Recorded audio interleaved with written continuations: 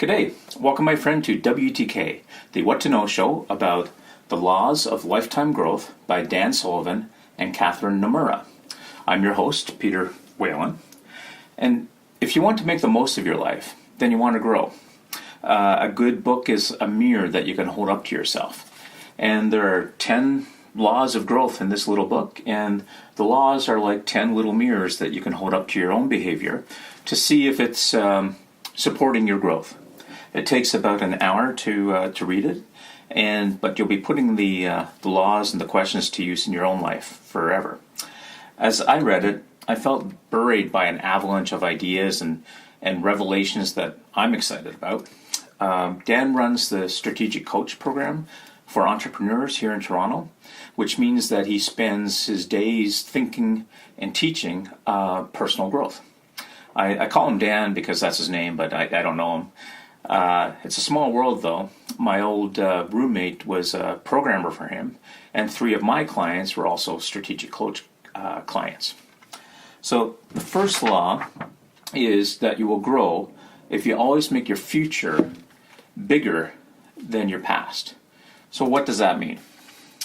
Well, if you feel like your best years are behind you, it's depressing. That happens to some Olympic gold medalists, astronauts, child actors. They've reached the pinnacle in one area of life, and they feel that nothing can top it. And instead, imagine that the best is yet to come. Let's try this.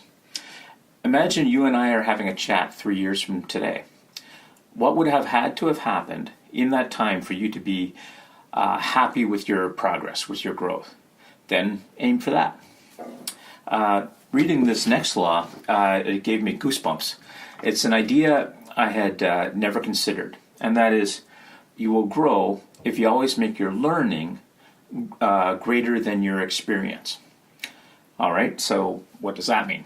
According to him, the smartest people are those who can transform even the smallest events into breakthroughs in thinking and action. I feel like I did that when I wrote my award-winning book, The Rake. Reading that law was encouraging for me, and a great pat on the back. I bet you've also taken some small event and transformed it into a breakthrough in thinking and in your own life. And if you can think of one with an emotional impact, it'll make you feel good. You don't have to write a book about it, but maybe you should. Let me know if you do. Another law is that you will grow if you always make your gratitude bigger than your success. Well, what does that mean? So Dan asserts that gratitude makes constant growth a given. And that was a new idea to me. He says the world responds to gratitude by making more of everything we appreciate available to us. For example, pick someone in your own life that you care about. Then write down all the things that you're grateful about them. And you'll end up with 10 items or more. And then go tell them what you appreciate about them, if you want to. And imagine what it would be like if you did that with all the people that are important to you. Another law is that you will grow if you always make your cooperation greater than your status. Now that's a concept that's built into agile software development, which is my day job, Scrum in particular.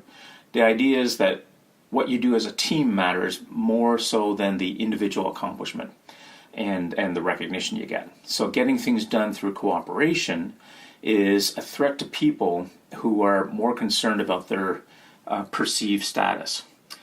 Did you know that your mind can't ignore a question?